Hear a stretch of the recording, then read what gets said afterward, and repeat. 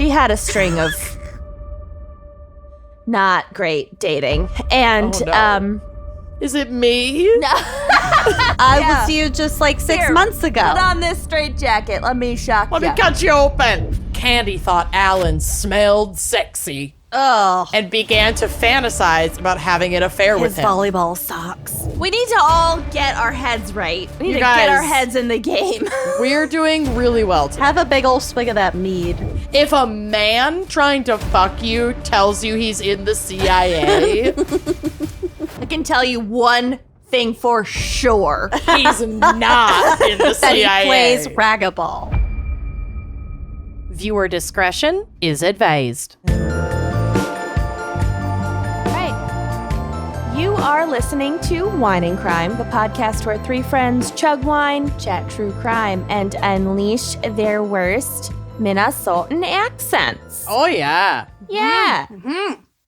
Abso-frickin-tootly. The toot is loot. Whoa. I don't know. Lucy I had- just did a mouth toot. I had fries for lunch today. Yum. Best had part of left- running errands, I get to go to McDonald's. Fair. Yeah. I had leftover orzo salad, like a summer orzo. You love, Lucy Situation. loves a summer orzo salad. What was I in know. your orzo salad? Cucumber, feta, Yum. tomatoes. Yum. It's like the Greek some one I made. pesto, Oh my gosh. I'm basil starving. that I've we only grew had a- in our garden. Nice. And by I've only grew, had a I mean shake I today. bought a robust basil plant at Lowe's Garden Center, and then I've kept it alive for a month. I learned Wow. this year. You have to repot that kind of frequently because So they It's get in a root big rot. ass pot. good. They grow fast. I discovered this year from reusing some soil that was in our boxes out front, but not doing edible plants this year. I just did flowers out there. You do enough edibles as I do is. enough edibles. But a fuck ton of cilantro has reemerged from last year. Smells so good. Oh my God, it's so tasty. So I've just been keeping it and putting it on everything. Anyway, who are we? Oh yeah, this is a true crime podcast, but if you like us are in your mid-30s, this Yeah. talk is way more interesting. Cilantro is perennial. Who knew? I'm Kenyon. I'm Lucy. I'm Amanda. And my we- favorite herb is. Yeah. cilantro. Ooh. Basil But also or mint? rosemary. Oh, But also basil. rosemary. Okay, so I have my Cilantro, basil, and rosemary. definitely basil and cilantro. So I have Rosemary. my porch pots that I Yep. pot with the perennials. Annuals. You change them every year. Yeah, They don't once come a back year. each year. Yeah. With the flowers, and in some of them I put lemon lavender Yeah. like as a bonus plant. It smells so fucking good. It's really too bad that we're in a climate where lavender is not perennial. I learned that the hard way last year. I planted so much lavender and I was like, this is going to be great. It's going to be like my catmint. It's going to keep coming back every year. And it's like, yeah, it does that in California. Yeah. Not I think here. I could. You gotta I know think your I could zones. get away with You lavender could here. get away with it, Yeah. I think, as perennial in the tucks. And I should plant it by my garden gate. Do it. Oh my God. My That'd garden be so poetic. Hashtag God. practical magic. Yeah. So cute. Okay. Anyway, whatever. This is actually the most classic intro to It's an our episode gardening of all time. podcast. Get over it. At least I'm not talking about fucking botulism this time. I learned so much though. Me too. Who knew? And it's helped my migraine so much. My little botulism in my jaw. It's helped my forehead wrinkles. And I'm gonna make another appointment for next week. Okay, As you so we have a very special gals pick this week, brought to you by us. And we have selected the topic of pillar of the community. 'Cause isn't that what they always say about Indeed these it asshats? Yup. I'm very excited about my extremely famous case that everyone knows about except for me. My case is very big news in a specific Very community. small community. Yeah. I was scrolling to get to my notes and I saw something and I was like, oh God, I'm excited. Yeah. I'll Mine- save my anecdote for why I won't say a word. I chose this case and also why I forced this topic on all of us because I love of my it. case. I am doing a case today because what the fuck else would I talk about? And So exciting. mine is also super well known in a specific part of the world. Great. And I hope that neither of you have ever heard of it. Probably not. I am the worst true crime person in true crime. Yep. It is a crime. It's a close race. Yep. All right. What's our wine crime pairing, Amanda, for Pillar of the Community? Well, because, we're talking about the community, pillars of the community, I wanted to keep it local. And I had received, this is actually funny, I'd gotten an email a couple of weeks ago from a local meadery Yes. called Bumbling Fool's Mead. And I had messaged back with them being like, absolutely, I'd love to try some of your product. We could feature it on an upcoming episode. Here's my address. I didn't realize that they were in Minneapolis. So I thought they were shipping it to me. And then I got home the other day and there was just mead all over my porch. Just unboxed. No card. I was like, wow, this is the best day ever. And I did go back and Mead confirm Fairy that visited. the Mead Fairy did I indeed like that. visit. So I did confirm. I went back to the email. It is from this company. It's not like poison that someone just left at my house. I'm very excited about it. So I am gonna crack open. They sent me a lot. I like that they sent me these little they look like the Mickey's bomber bottles of That's mead. cute. Yeah, this is the Featherweight number 9 with hibiscus and ginger. Ooh, that's Yeah, a it good sounds- combo. Fucking delicious, and it's nice and hot out today, so it's like a perfect little summer sipper. And just for a little refresher on what mead is, because I had also a little bit forgotten, because I feel like mead is like the redheaded stepchild of alcohol. Not enough people really drink it. But it is one of the oldest fermented beverages in history, and it's essentially wine, but it's made from honey instead of grapes, hence their bees on the Bumbling Fools label. Bumbling. So they say on their website, though it is frequently associated with Vikings, mead has been developed across the globe anywhere that bees were found. So anywhere where bees live naturally, they were making mead. Did you know that honeybees were imported to North America by the Europeans? That's wild and also not shocking. Not shocking. And I'm glad we have them. Our little pollinators. I took some really cute videos of the little pollinators in my neighborhood this morning. And by my neighborhood, I mean my garden because I don't leave my house. Yeah. And fun fact, I know I have shown you all this before, but if you have a wine key from our online store, it is also equipped with a bottle opener. Mm-hmm. So you just see this little shepherd's hook. Mm-hmm. You crook it underneath, and we're going to get a nice crack. Here we go. Watch me botch this. Ready? I fucked it up. I'm getting the hook. I'm hooking it. I'm not good at that hook. It's hard. I have to open the thing and use the other one. Yeah. What do you mean? What other one? This one? Yeah, that one. You're right. Okay. Nope. Well, Cut this. It's a twist. no, leave it in. It's not a twist. Here we go. Ow! Oh, I got a Don't lip. bleed.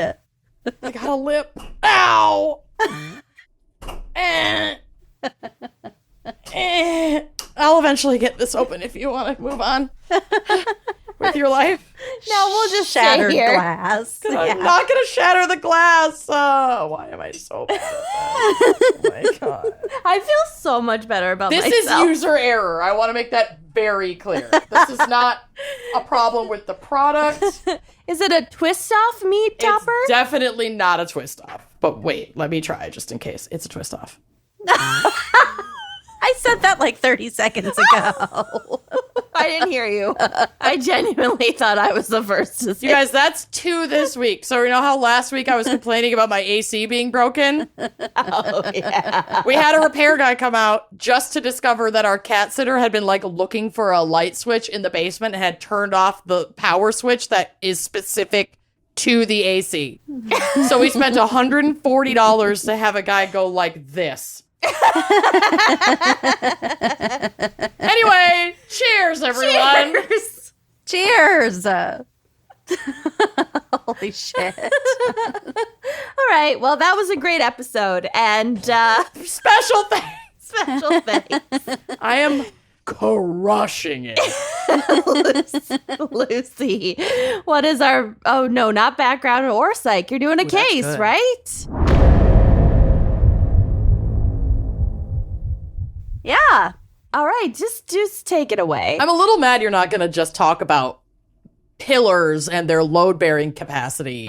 Well, okay, before I forget, I said honeybees were imported from Europe, but it might have been bumblebees. One of those was Fine. imported Some kind from of Europe. bee. Well, Next. someone's yelling. Don't add us. Whatever. So I did Google. I was trying to Google stuff about this, and like the 4 pillars of law enforcement and the 6 pillars of the Ew. judicial system. Blah blah blah. I was like, I am so bored just looking at these search results. And Absolutely. how much more could we talk about teratomas? Right. I mean, a lot more.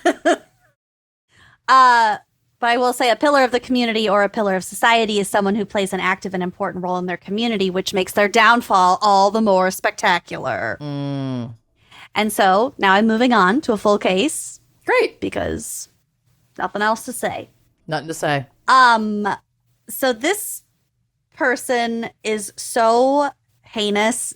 You might have heard of him before, but and the pillar of communityness, I think, is hilarious. So obviously we'll get to it. Marcel Henri Félix Petiot was born on January 17th, 1897. He was a Capricorn. Is Are he you French? covering the person that you texted about the other day? No. Oh, okay. I just almost had a meltdown. Who did I text the other day? Out of nowhere, apropos of nothing, the other day, Lucy texted our friend Chat about Marcel Marceau, Oh, yeah. the mime. So, that's why I ignored that. This is 'cause a little bit related, but no, that text was my Britannica fact of the day. Got it. Okay, well, now you started this case and talking about how awful and notoriously awful this Marcel was. And I was like, wow, people contain multitudes. No, Marcel the mime saved like dozens of children from the Gestapo during World War II. Okay, so not Because bad. of his acting skills, he pretended to be a German soldier to like shepherd these children to safety. And no one could recognize his voice. Because he's a fucking mime. Holy shit. Holy shit. Okay. All right. Just covering our bases. Different guy. Different Marcel. Okay. When you said that, I was like, did I? My short-term memory has been like quarantine level lacking lately. Yeah, same. Losing it. Wow. Okay. So this guy, a Capricorn, he was born in Auxerre, which looks like Auxerre, and I thought, pass me the ox. Pass me the oaks. The os. A-U-X. Okay. Yep. Totally get that reference. I definitely know what you're talking about. Pass me the ox. The ox cord. The ox cord in the car. Okay. Pass me the os. I was thinking of ox, like the animal. No. We need to all get our heads right. We need to guys- get our heads in the game. We're doing really well today. Have a big old swig of that mead. I am working on it. It's quite delicious. Okay, so in an area called Yonne in north central France, which is a mere 578 miles from Peniston. It's a 10-hour drive. It's so bizarre to like think of driving to Peniston. That's like the drive to your cabin. Yeah, it's way close. I mean, yeah. Yeah. His parents were Félix and Marthe. Mart. Marthe? Marth. I like Marthe. It's Short Marth for now. Martha. Marthe. It's Mart. It's Marth. It's Marth. And he also had a brother named Maurice. He was reportedly unusually... Maurice, the baguettes. Hurry up. I need 6 eggs! That is where he was born. I am the I need 6 eggs lady. Every parent on the planet at one point becomes the I need 6 eggs woman from fucking Beauty and the Beast. Without fail. She has children just clinging to her. Yes. Ick. Okay, so he was unusually intelligent as a child. However, according to later reports, which may or may not have been invented or exaggerated for like public consumption, he exhibited several severe behavioral problems from a very early age. So, for example, at age 11, he fired his father's gun in his classroom and also propositioned a female classmate for sex. Oh. 11. Cool. He was expelled from school several times, like several different schools, and was clinically diagnosed as, quote, mentally ill in 1914 at the age of 17 after being arrested for mail theft. Not the worst time to be clinically diagnosed as mentally ill in France. If I had to pick a time to do it.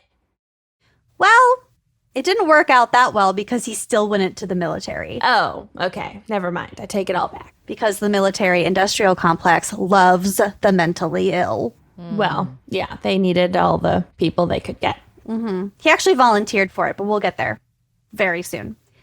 He finally finished his education at a special academy in 1915, so he still like got his high school diploma on time, but after a lot of obstacles. In 1917, some sources say he was drafted, other sources say he volunteered. Whatever, he went into the French army during World War I, but was almost immediately wounded and gassed during the Second Battle of the Aisne? I think it's N. I think it's N. It's too many letters for that to be pronounced N, but I'll take it. I could be wrong. Have no horse in this race. No dog in this fight. Second battle of that battle. After which he exhibited symptoms of an actual mentee bee.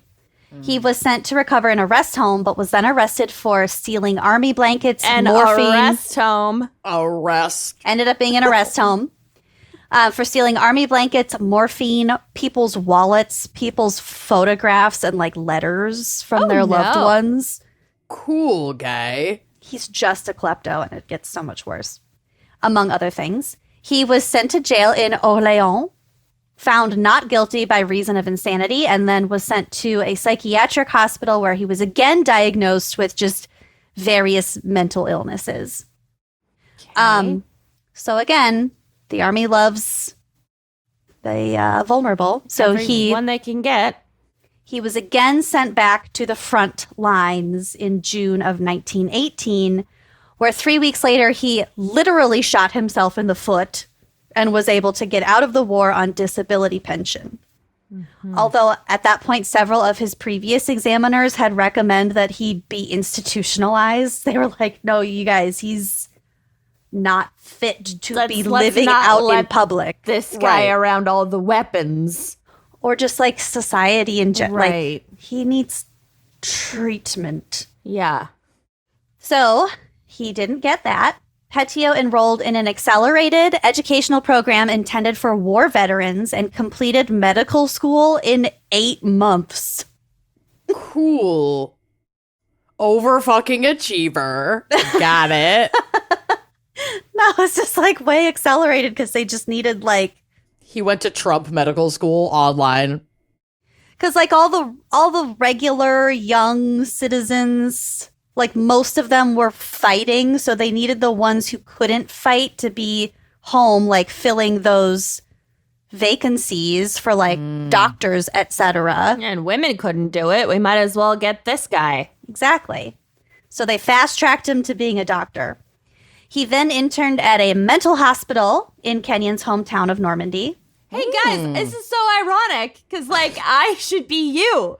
This is crazy, right? And now I'm treating you. Weird, right? Crazy. Isn't it funny how stuff like just Someday works you out? too could be me. I was you. I Yeah. was you just like 6 Here, months ago. Put on this straitjacket. Let me shock Let you. me cut you open. Before I shot myself Let me in the shock foot. ya. Let me just apply these electrodes to your brain. Cool. Hey, Loving it. this is funny because How? And you don't have a wallet that I could steal because we confiscated it off you. hey, where's your purse? Hey, Hey, you. Come over here. Let me shock you. What's Where's your locker purse? combo? What's your locker combo? Look at this pretty little thing in this photograph that I Look at just this took from under asshole. your pillow. I'm You just joking. recognize I'll her? put it No, back. of course you don't. I fried your brain. Oh, you do recognize her. It's like a Rorschach test. Sister wife? Whoops. God. Oh my God. Sorry, that got really dark. Whatever. It was hilarious. Yeah, it was hilarious. Okay, so he received his medical degree in December 1921 and returned to the area of his hometown to join a medical practice there. By this point, Petiot had begun using addictive narcotics, but that didn't keep him from, and in fact may have helped him in becoming a very popular local physician. Oh, God. He was very charming. Like I said, he's super smart, and people loved him. At least at first, and most of the people continued to love him. We'll get to it. And this was again in spite of, or perhaps because of, his willingness to skirt some of the rules by doing such thing as supplying narcotics to patients. Just a little, hey, you want a little something extra? Yeah, let me write you this script, and I'm just going to take 10 off the top. Yeah. So, I don't know, most people would be like, hey, he's a cool guy. He also would perform illegal abortions. So, not so bad. Let's hope he did him right after 8 months of study. Yeah, My right? God. I'm having a really hard time, getting my hands around this guy. He's all over the place. Yeah. He'll fit into more of a niche in a little while, but not before he goes way weird. Okay. So he was also committing fraud at this time by secretly applying for state medical assistance for many of his patients, on behalf of his patients, while also receiving cash from them, like a regular patient. Oh, okay. So he would receive payment from both the patient and the state every time he treated them. Like a little Medicare fraud or whatever. Just a light, Yeah. Medicare fraud. Yeah, well, yeah. He was also back on his bullshit with the petty thievery. He also assaulted a police officer somewhere in here. But just stuff like that. In 1926, he began an affair with the daughter of one of his patients. Her name was Louise Delaveau. Beautiful. Not long after they began their relationship, Louise disappeared under mysterious circumstances. Some neighbors reported seeing him load a large trunk into the back of his car. Uh-oh. They reported this to the police, but the police eventually dismissed Louise as a runaway. And I found one source that mentioned that a similar looking trunk was pulled from the river several months later and contained parts of an unidentified woman. Oh. But the police were like, oh, it's just a coincidence. It really wasn't him. She's a runaway. We don't know who this lady in the trunk is. Whatever. The lady in the trunk. Because they just liked him because he was the doctor? Because they just didn't have any evidence and they probably had bigger fish to fry at the time. It was Willy Walleye days. Yeah. They had a lot to set up. That will do it. That same year, Petiot decided to run for mayor because he was so well liked in the town. God bless. Are we sure this isn't just Petiot's delusion from when Seriously. he was admitted to a mental facility at Anti-Mead. 14? The whole thing is the occurrence at Owl Bridge. Incredible. During the campaign, he hired someone to disrupt his opponent's speech to fluster him and make him fuck up his speech. And I assume there were plenty of other shenanigans going on. So he ended up winning the election and became the mayor of Villeneuve-sur-Yonne in 1926. In 1927, he married a woman named Georgette Lablay, the 23-year-old daughter of a wealthy landowner, and together they had a son named Gerhardt in April of 1928. An interesting choice of name. Okay. Gerhardt. Yes, probably quite German sounding. Right. Yeah. Seemingly, the first thing he did as mayor was to begin embezzling the town's taxpayer money. One source said he embezzled all of the town's money. Oh, nice. Did he have a lot of horses that he needed to buy? In fairness, God, I forgot about He had a lot of quarter horses. He had a quarter of a horse. He had enough quarters of a horse to get he had a one lot of full horses horse. that he needed to keep quartered. Yeah. Yuck. There were also rumors that he was even stealing cans of oil from the railroad depot. So, like, again, he's a klepto, Yeah. but he's also embezzling these huge amounts of money and potentially murdering people. Not great.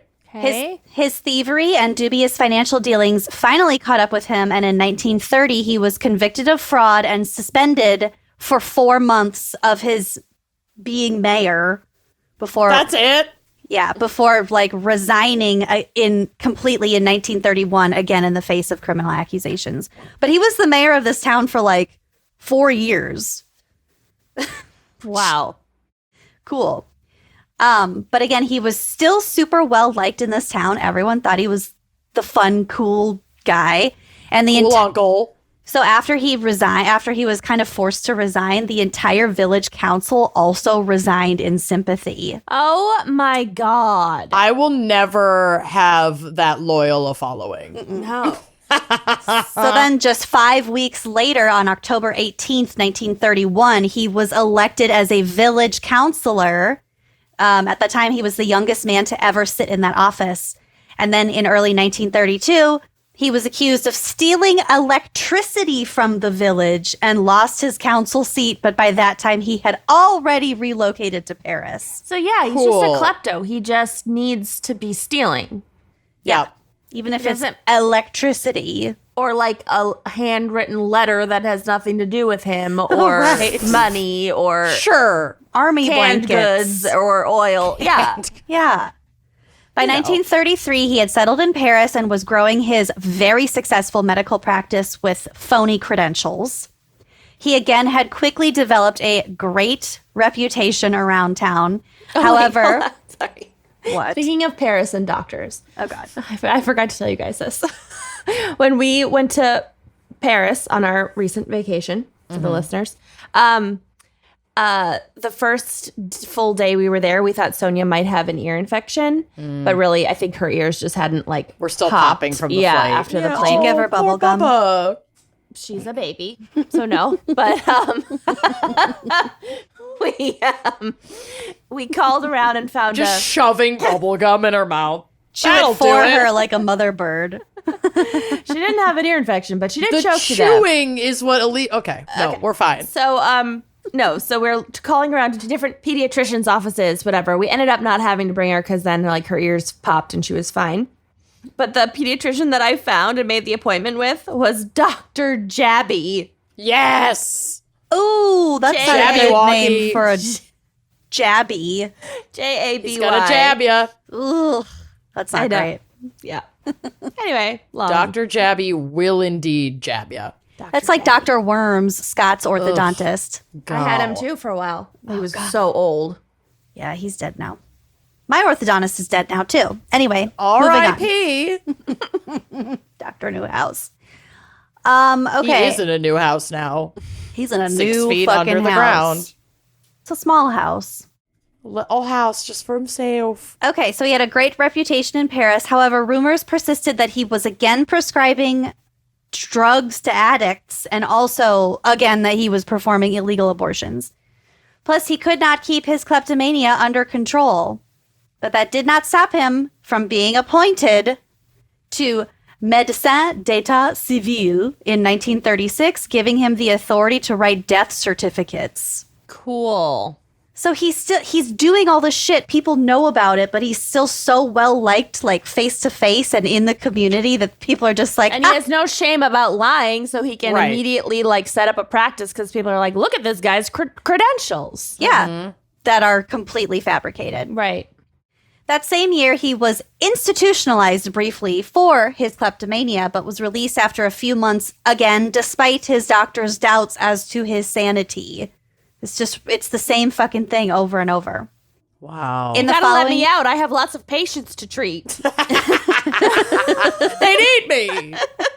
Hey, doctor, isn't that fun? I'm you, but like, Hey. for narcotics. Right? Yeah. So wait, so how does this work? You just give me all the pills I give you on this list, or because that's how I do it with my patients. Yeah. You gonna give them to me, or do I have to steal them? Okay. In the following years, he repeatedly committed tax fraud and was once again charged and fined for his crimes. By the time Germany invaded France in 1939, he had a pretty hefty criminal record and a quite extensive list of psychiatric diagnoses. You don't say. So, start of World War II, here we go. As it turned out, Nazi-occupied France provided the perfect backdrop for Petiot to continue carrying out his more heinous predilections. He positioned himself as a member of the resistance, probably to garner public trust, but it's unclear how committed to the cause he really was. And by unclear, I mean he was not committed to the cause whatsoever. No. He's completely Nope. self-serving. Yep.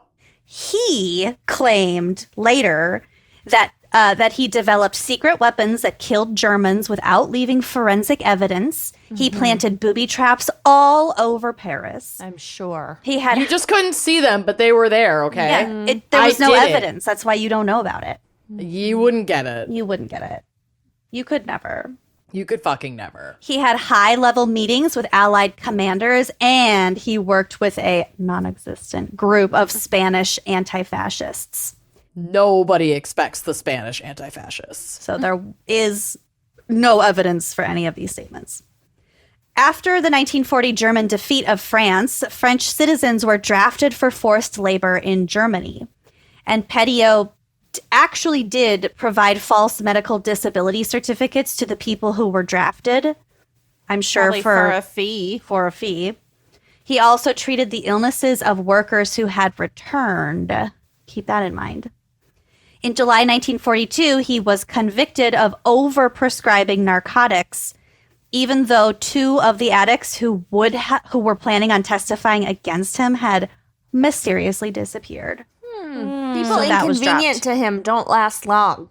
They really don't, especially if they are addicted to the narcotics that he's prescribing. Uh-huh. They're getting too high off of his supply. He soon took on the alias Dr. Eugène and began inviting Jews to his medical practice, people who were trying to escape the country. Oh my God. Oh no. What a fucking piece of shit. His practice, I'm only mentioning this because it's like a famous site, is located at 66 Rue Caumartin. And he invited them there, promising them safe passage out of France. He claimed that his extensive network, which was called Fly Talks, worked in conjunction with Argentinian authorities to safely transport people to South America without the knowledge of the German invaders. Which did, like, things like that did exist. Sure. He just wasn't actually connected No. to them. Not at no. all. So he also offered his home as a safe house for resistance fighters, petty thieves, and hardened criminals trying to outrun the law. But it was primarily Jews trying to escape the country. What actually happened was totally horrific. So under the guise of inoculating them against various diseases as demanded by the Argentinian government, so you need these vaccines to travel to this country. Yeah, line up and get your jabs. Yeah. So Dr. Jabby. Petiot injected them with cyanide. He watched them die. He stole all their possessions and their money and then disposed of their bodies either in quicklime, or he buried them, or he dumped them in the Seine, or he burned them in a basement furnace in his specially designed soundproof home. Good Cool. God. So he started, I think originally he was dumping them in the river, but as the Gestapo was had more and more of a presence in like his neighborhood, Yeah, he he had didn't to wanna- figure out ways to dispose of the bodies on his own property. So the quick lime and the burying. And also his residence was super close to the Arc de Triomphe. So it's like right in the middle of Paris. Yeah. God. I also just want to flag for a second that, like, this is horrific. Yep. And if you think this is horrific, you should know that this shit is still happening today. Correct. In just maybe slightly different forms, but like this is like these are some of the risks that like migrants today face. Correct. Oh yeah, just trying to get to safety and to a better life. I'm sure more instances of this kind of shit will continue to come out. Not to like draw connections to the Holocaust, whatever. Like obviously there are differences. I'm not. Well, right. Yeah, but but like there are similarities. There are similarities. There are a lot of similarities. He was using Absolutely. fear and like human migration out of necessity to and do whatever the fuck he exploration. wanted to do. And if we don't draw those connections exploitation. where those similarities exist, then we're doomed to just continue to repeat it. Right. Yep. Okay, so he also had 3 accomplices helping him out, and those were Raoul Fourier, Edmond Pintard, and René Gustave Nezonde. Nailed it. You're nailing it. Zellweger. Thanks. René Gustave Zellweger. The Gestapo heard about what was going on, and they infiltrated what they thought was the extensive spy ring, helping the Jews to escape. That's, of course, what they they're thought like, it was. No, this guy's doing our job as a side hustle. Yeah. So, ironically, the Gestapo was like the good guys in this specific time instance. Well, they just didn't want any. They wanted to control everything. Right. Correct. Their intention was to arrest a murderer, but they didn't know he was a murderer. So they arrested those 3 accomplices, and those accomplices. So they went to the medical practice, and they like call. Wait, hold on. Somehow Petiot was like not There. Yeah. When So they did the raid. They arrested the 3 accomplices. The 3 accomplices spent 8 months in prison. They were being tortured to give up names. So, of course, the name they gave up was Marcel Petiot. And they were like, okay, I wrote that down. Who else? There's an extensive ring of you people. And they were just like, We're not a ring. We're just criminals. so they were tortured for 8 Back off. They were tortured for 8 months, but they never gave up any more names because there weren't any more names. And then they were eventually released, but they had Petiot's name. Okay, this is from Wikipedia. On March 11th, 1944, Petiot's neighbors complained to police about a foul stench in the area and large amounts of smoke billowing from a chimney of his house. Ooh. Fearing a chimney fire, the police summoned firemen. They called Marcel to be like, there's a fire in your home. We need to get in. And he's like, I'll be there in 30 minutes. And then he never showed up. So they essentially tipped him off that they were at his house and were about to discover all this shit. Oh my God, that's so funny. So that is funny. Yeah. It's possible that he set the fire, but I don't know why I don't think he did. I think it caught fire. Okay. And then he was like alerted to the fact that the authorities were there. So he got the fuck out of there. Wait for me there. Yeah. Send all of your backup to my house. I'm coming. I'll be there in a half hour. So the firemen enter the home. They found a big fire burning in a coal stove in the basement. In the fire and scattered around the basement and also throughout the house, there were different containers of human remains. Mm-hmm. In addition to those found in the basement, human remains were also found in a pit, I think in the basement, filled partly with quicklime, also in the backyard and in a canvas bag. In his home, enough body parts were found to account for at least 10 victims, but they were all like just parts. They discovered large amounts of chloroform, digitalis, which is another poison, and various other... a penis It drug. really sounds like boner medication. Yeah, it totally does. ED. And various other poisons in addition to large amounts of more usual medical remedies like doctor shit. Also scattered throughout his property were suitcases, clothing, and assorted property of his victims. And there's a photo on the drive of a stack of all the suitcases they found. Ugh.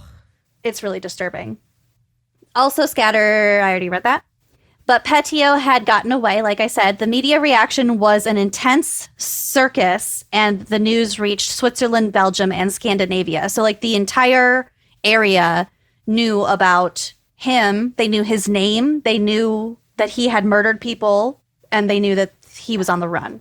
This pile of suitcases. It reminds me of the pile of shoes at The Holocaust God, Museum. Yeah. It's not to be believed how many fucking suitcases there are in this that was just in this man's house. Dozens. And they're numbered. And I see 76 is one of the numbers. Yeah, it's really... Oh my God. Yeah.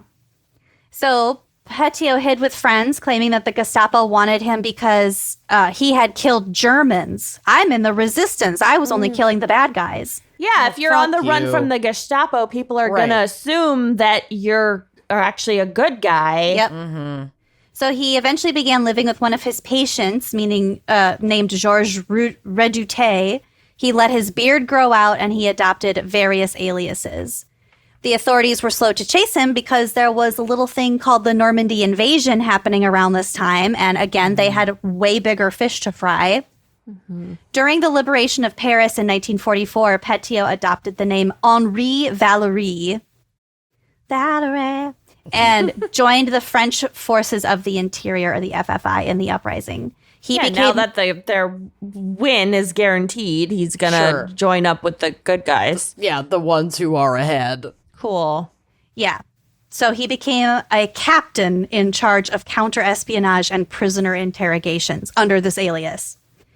So there was a newspaper called The Resistance. I think it was exclusive to Paris. They published an article about Petiot and his crimes, after which Petiot's previous defense attorney, so during one of his narcotics cases, during the narcotics cases where those two guys who were going to testify disappeared. So it was his defense attorney during that case received a letter from his fugitive client saying that this article got it all wrong. There's so many mistakes in this article. I demand a rewrite. So this led the authorities to believe that he was still in Paris because he was reading this newspaper. And so the search for Petiot began anew. The cops actually appointed Henri Valery as one of the officers in charge of finding Petiot. No. Guys. He's a good officer. He'll find him. There's actually such a tie-in with my case. Amazing. Finally, on October 31st, Petiot was recognized at a Paris metro station and he was arrested. Among his possessions when he was arrested were a pistol, 31,700 francs, and 50 different sets of identity documents. Wow. If you can't successfully go on the run with 50 aliases and passports, then... And a pocket full of francs. I mean, come on. What are you even doing? You deserve to get caught. I think it's weird that he was recognized and caught, even though he was living with his face everywhere as Henri Valery. Yeah. Sure. Well, sometimes you run into someone and they know your previous face. That's true, yeah. So he was imprisoned in La Santé prison. During his trial, he claimed that he had only killed enemies of France. I was only killing the bad guys. I swear, And that he had discovered the pile of bodies at his home in February of 1944, but he had assumed that they I'm were... telling you, baby, they're not mine. He had assumed that they were collaborators killed by members of his resistance network and just put there so that he would take care of it. However, the police found that Petiot had no friends in any of the major resistance groups, and some of the resistance groups he spoke of had never even existed, and there was no proof of any of his claimed exploits. Prosecutors eventually charged him with at least 27 murders for profit. Their estimation of his gains was as much as 200 million francs. Oh my God. Should have stuck to writing bad scripts for narcotics, my guy. Yeah. Petiot was tried on March 19th, 1946, accused of 135 criminal charges. His defense claimed that various victims were either double agents or that they were alive and well in South America, living under new names. It worked. They're in South America. Of course they're not here. Of course you can't find them. I just kept their suitcase and all their money for funsies. They asked me to just hold on to it because I'm like a trusted friend. Yeah, I was going to mail it to them later. I just haven't gone to the post office yet. So he himself admitted to a total of 63 quote-unquote enemies killed and attempted again to paint himself as a resistance fighter, but the jury did not buy it, and he was convicted of 26 counts of murder. And on May 25th, 1946, Petiot was beheaded by guillotine. His last words allegedly were, quote, "Gentlemen, I ask you not to look. This will not be very pretty." Oh. Okay. What a fucking weirdo. Yeah. So he was like a pillar of the community at various points while also being very obviously a danger to society. Yup. Could not keep his shit together. Could not. Crumbliest, rustiest pillar of the community. He really was. God. Isn't that fucking weird? And I'd That never is heard wild. of him. I had heard like vaguely about some of this, but definitely not by name. Whoa. I mean, I don't think he Weird. was the only one who was murdering people who were trying to escape the Nazi regime. Well, sure. Unfortunately, Like systematically. there were plenty, but this guy really had a strategy. Yep. Fucking A. So that's Marcel Petiot. Well, Oh, that's nicely done. fucking depressing. Yep. Thanks. All Remember right. when this was a twist off and I struggled to open it? It was really funny. That was good. That was Hold good. on to that What's your memory. favorite herb? Bring it back. Rosemary still.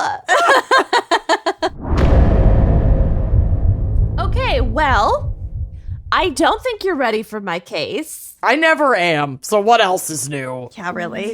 I'm going to be talking about Rabbi Fred Newlander from Cherry Hill, New Jersey.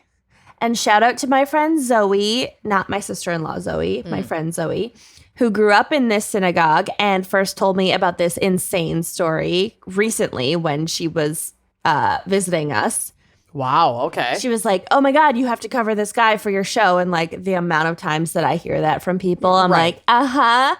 But she told me this story. Can I be on your show sometime? No. Absolutely not. Sorry. We just don't have any room for... It's always men who say that. Yeah. It really is. Yeah. No. So the bar was set pretty high and I was like, okay, yeah, what's the story? And then she started telling me the story and I was like, wait, what's this guy's name again? And I was like, I had to like write it down. Hooked. And then while she was at my house, she called her mom on the phone and her mom was walking around Target because she like couldn't remember some of the details of the case. And she was like, "Mom, Rabbi Newlander, do you remember if blah, blah, blah or blah, blah, blah?" And the mom was like, "Oh, this is what happened. And you got to make sure to cover this." And then while her mom was talking to her about the case in Target, someone overheard and chimed in and was like, "Oh, yeah, and you have to remember this part of the case." No. Because it's such like a big deal in this area. God. Wow. So yeah, That's so, incredible. So shout out to Zoe and her mom and also random Target lady. You always find a friend at Target. Yeah. Okay. So Fred Newlander was born on August 14th. He is a Leo, which does not reflect well on my kind, but can't win them all. 1941. He came from a modest but respectable background. His parents ran a dry cleaners and the family lived above the shop. Young Fred did well in school, and in the early 60s, he attended Trinity College. While he was there, Fred was set up on a blind date with a woman named Carol, who was a year younger and studying at Mount Holyoke. So classic. But unlike Fred, Carol came from some money, which was good news given this dude's personal ambitions. So he locked that shit down quick, and they got married and moved to Cherry Hill, New Jersey, which is just like across the border river, question mark? Boundary. Near Philadelphia. Yep. Very close. They settled down and had 3 kids, Rebecca, Benjamin, and Matthew. Oh, cute. And Fred got a job as the assistant rabbi at the local temple Emmanuel. Assistant to the rabbi. I think assistant rabbi. He was actually a rabbi. Fine. So eventually, though, Rabbi Newlander wanted to break off and form his own synagogue that he could lead. He was sick of playing second fiddle. Mm-hmm. And in the summer of 1974, he, along with some of the more reform members of the First Temple, founded Congregation Makor Shalom. Which means Makor. Oh. Yeah, actually. Shout out Makor. She texted me. I have to text her back. Okay. Makor Shalom, which means source of peace, also in Cherry Hill. So now he is like the top dog of his own synagogue that he founded. So Rabbi Newlander was a pillar of his community. Indeed. His congregants loved him. He's really popular. He's got lots of friends. He's selling narcotics. Oh, no. No, but he's a doctor. Kind of. Not quite, but oh, no. We will get to it. For her part, Carol, his wife, Carol Newlander, was also an active and beloved member of the Cherry Hill community. When they first moved there, she noticed that it was hard to get kosher baked goods in town, and the family kept kosher. And so she started to bake them at home herself and then give them out to friends and family. And word soon spread about how delicious her kosher goodies were. And so eventually, Carol and a couple of friends got together and opened a kosher bakery called Classic Cakes. Oh my God, that's so stinking cute. I know. Classic Cakes. Yum. Carol's Classic Cakes. And she was as good of a businesswoman as she was a baker, because by 1987, the bakery had expanded to 2 locations, and that was more than she wanted to handle day to day. At that point, she had 3 kids. Yeah. And so Carol... She busy. So Carol sold the business, but stayed on as a consultant and business manager. As a rabbi, it wasn't uncommon for Fred to interact with all types of people from the community. Takes all kinds. Sure. After all, it is his duty as a man of God to help anyone who might seek out his wisdom, guidance, just a comforting word. Keep a chicken sandwich in your purse for after church. Okay, but yum. Yum. Does your mom do that? No, that obit I read. Oh, okay. With the She doesn't go to church. I know. the grill brush on the possum's back. Oh, as long as it's a separate grill brush. It's for your shoes, right? For cleaning your shoes. A grill brush for cleaning your shoes? Oh, they used it as a grill brush, or they just put a grill brush on a taxidermied possum's back for cleaning your shoes off? Do you guys not remember the obituary that I read? First of all, of course not. Second of all, that you can get those like fucking things for outside your door that literally just look like a grill brush glued upside down for you to like wipe your shoes off on. So I'm just wondering if this was the actual armadillo grill brush that they use on their grill, or if it was an alternative. I think what Lucy's referring to is a kindly old lady using a grill type brush on a live possum friend. She had a possum or a groundhog that lived in her shed, and she would pet it with the grill brush because it liked the bristles on its back. Cool. Okay. So I totally remembered that. So none of those things. Back to this rabbi. I don't know how we got onto grills and possum. The chicken sandwich in the purse. It was the same obit. I don't Takes ask all kinds. questions anymore. Yeah. Takes all kinds. In the early 90s, Newlander began to visit a man named Ken Garland in the hospital. Garland was Jewish and wanted to spend time with a rabbi at the end of his life. So he was kind of there, giving spiritual end-of-life talks. Counsel. Yeah. Garland's wife, Elaine Soncini, was a prominent Philadelphia radio personality. When Garland died, Rabbi Newlander officiated his funeral because they'd grown close. Mm-hmm. At the end of the funeral service, Newlander asked Garland's widow, Elaine, if he could call her. I'm assuming to, like, check in. Yeah. Further follow up on how her grieving process is going. Sure. She said yes. And he wasted no time. He called her that same night. Carol didn't like that. Well, a few days later, Fred invited Elaine to lunch at his place. I'm guessing that Carol wasn't home for this lunch because things with Elaine quickly turned romantic. Escalated. Elaine. And the pair soon started an affair that would last 2 years. Oh my God. This is maybe the craziest and most overlooked part of this whole story. So I just want to really place some emphasis here.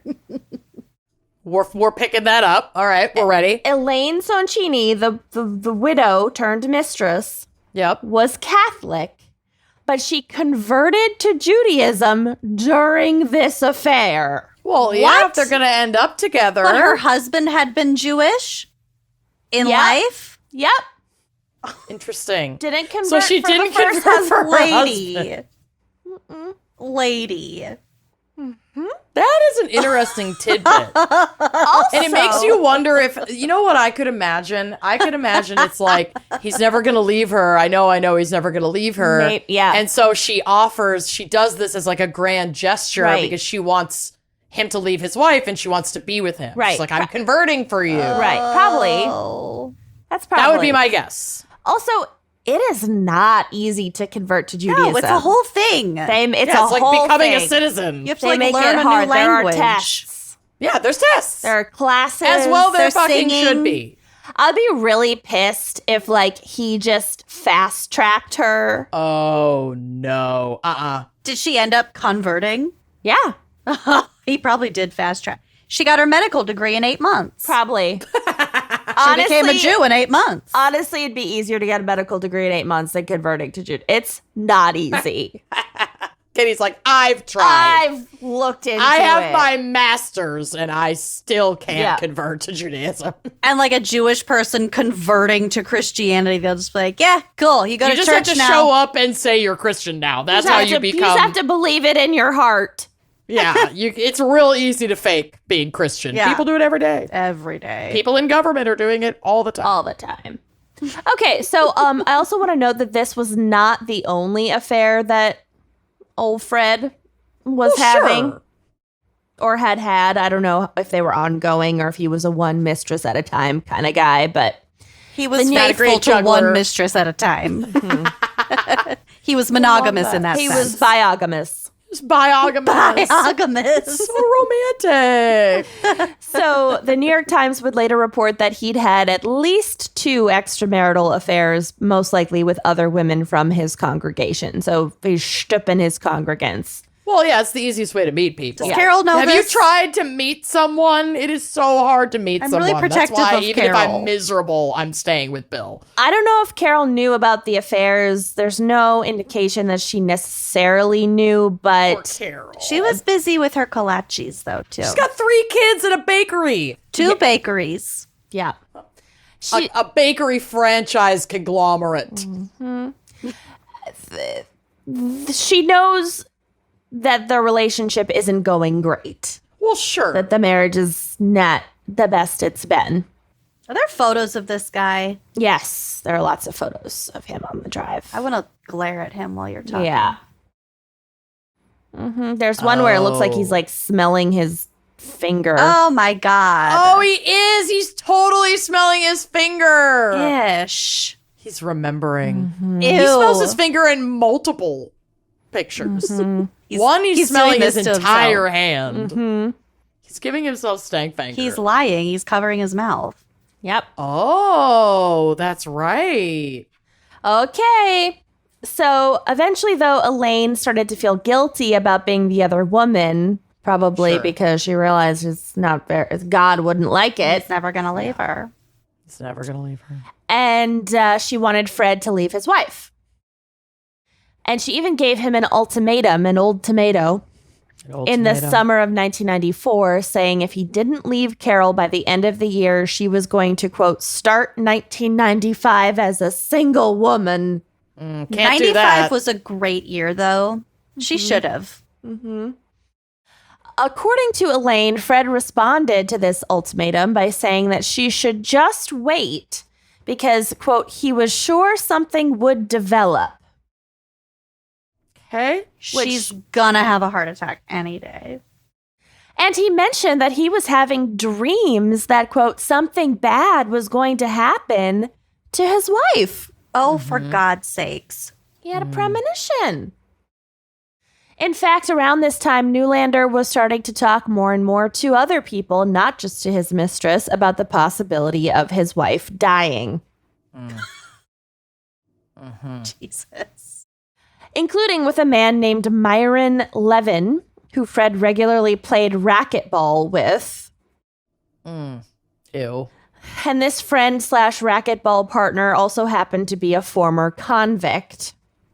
So one day Aren't after all racquetball players. right? It is a crime in and of itself to play racquetball. He was convicted of racketeering. That was good. That was good. And I'm really disappointed in myself for not having You blew it. I got your back. so Like one a grill day brush. One day after a game, Fred declared in front of Levin, quote, I wish I could come home and find my wife dead on the floor, end quote. Jesus. Sir. Levin would later testify that the rabbi also asked him directly if he knew anybody who could kill Carol for him. So Levin wasn't picking up what he was putting down fast enough, so he just was more direct. My God. I hate this man so much. Yeah, he's a bummer. But Levin wasn't biting. He was enjoying his racquetball freedom and had no desire to see the inside of a cell again. So he just was like, yeah, man, don't we all? Old ball and chain. All right, see you next week. Okay, bye. To love. I don't know how racquetball works. Yeah, right. Oh, my God. So Myron Levin was a bust, but Fred was undeterred. Soon he turned to a congregant named Len Jenoff. Never trust a Len. What a jagoff. Jenoff was going through it. He was smack dab in the middle of his second divorce, and he'd recently lost his job and custody of his kids due to his alcoholism. Ooh. So his life is falling apart. Ooh, don't love it. Have you tried racquetball? Have you tried killing your wife?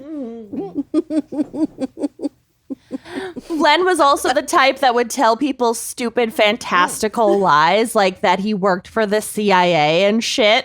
Oh, my God. Why do they always say shit like that? No, you don't.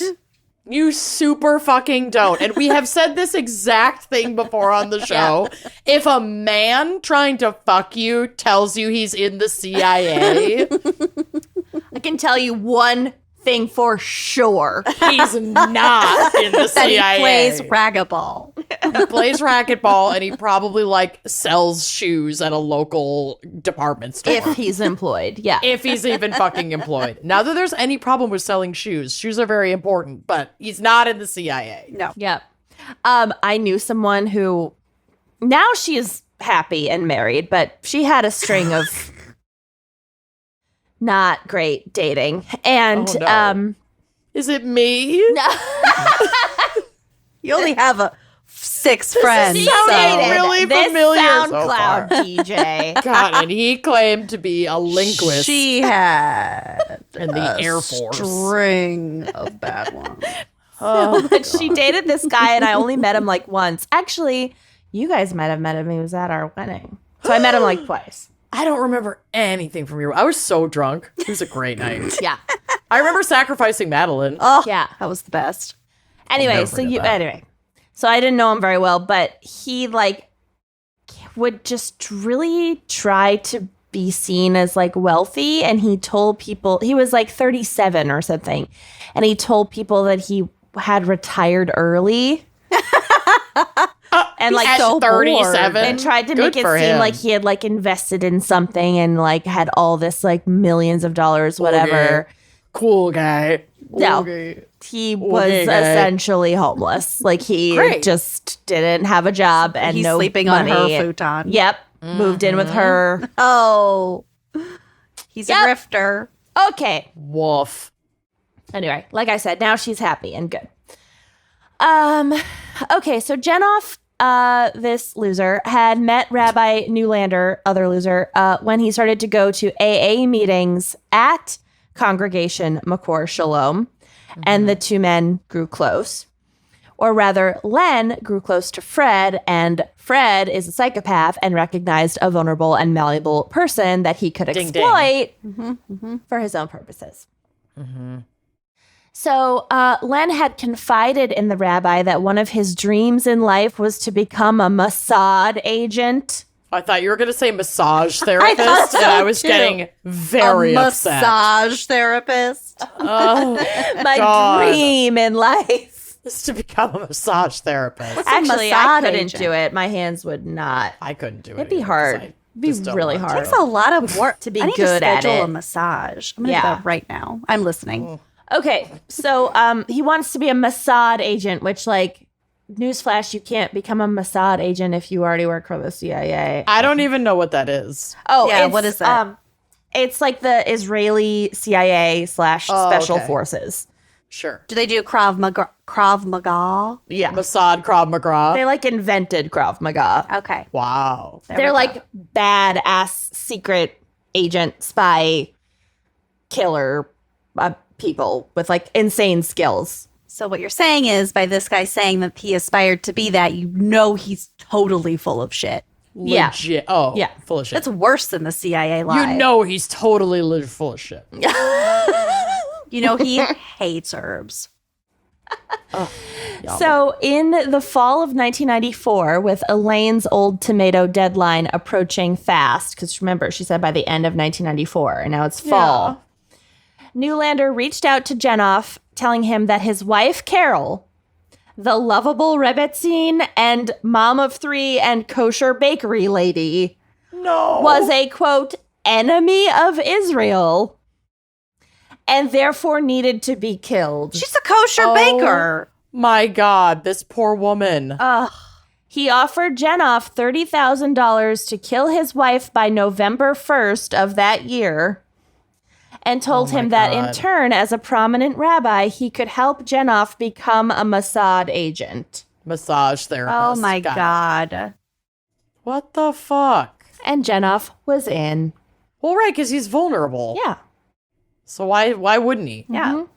So the plan was to attack Carol and make it look like a robbery gone wrong. Jenoff went to Carol's house posing as a delivery man. He then knocked on the door, rang the doorbell, whatever, and then asked if he could use the bathroom, which she agreed to. And he went and used the bathroom, but then he got cold Didn't feet flush. and couldn't go through with it. He Couldn't go through with using the bathroom. No, he probably went through with using the bathroom. He couldn't go He through had a with very killing shy her. bladder. He couldn't He shit. had a very shy bladder, but he killed He her. had to just- run the water, and it still didn't work. That's bad. Ugh. No, so Fuck this guy. so he's in the house. She sees him. They have a little bit of a conversation. He uses her bathroom, and then he's like, "Okay, thanks, bye," and leaves. God. So then Len asked his roommate, Paul Michael Daniels, to help him with the crime. And without telling the rabbi, he gets this roommate involved. Brings in another person. An emotional support accomplice.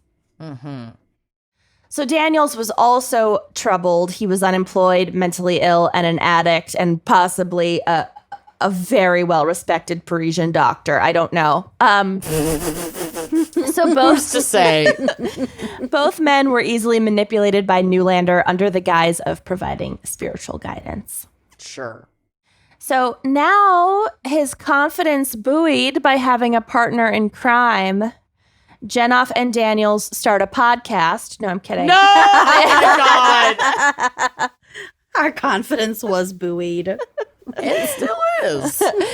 They return to Carol's house a week later, and the rest of this is so fucking sad. This poor woman, all she'd ever done was like go to Exist.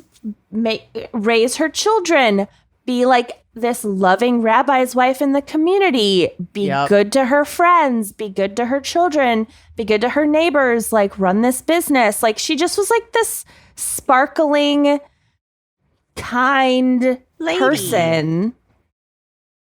And this fucking asshole just didn't want her the out of the trouble way. of a divorce. Yep, exactly. What a prick. So this part is so sad.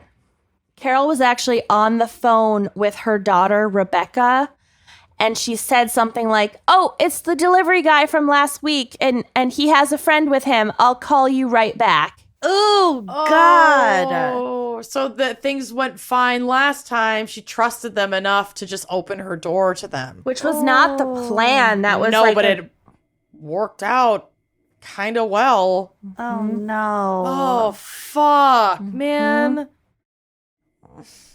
And that was the Poor last thing. time that Carol would speak with any of her loved ones. Like, that's the last thing her daughter heard her mom say.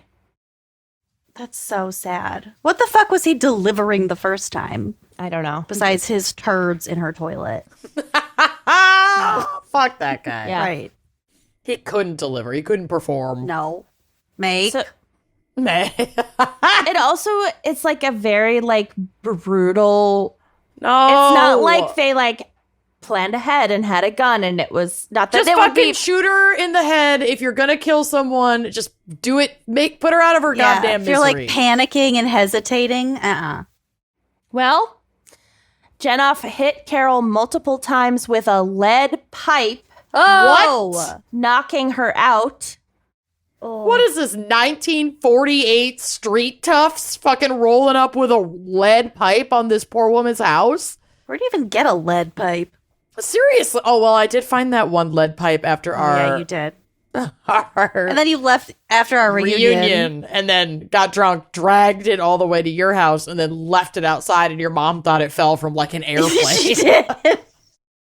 She goes, I'm finding weird things in the yard. There's Debris. a traffic cone. I got Then the there's a traffic cone. pipe It is that- now at my house. Well, there was some other shit. There was like a fork. Oh, yeah. I kept the found this plate piece and the of- traffic cone. Everything else I collected stayed at your It house. fell out of anyway, an airplane. that's how you get a lead pipe. Okay. Bursting your poor mom's bubble.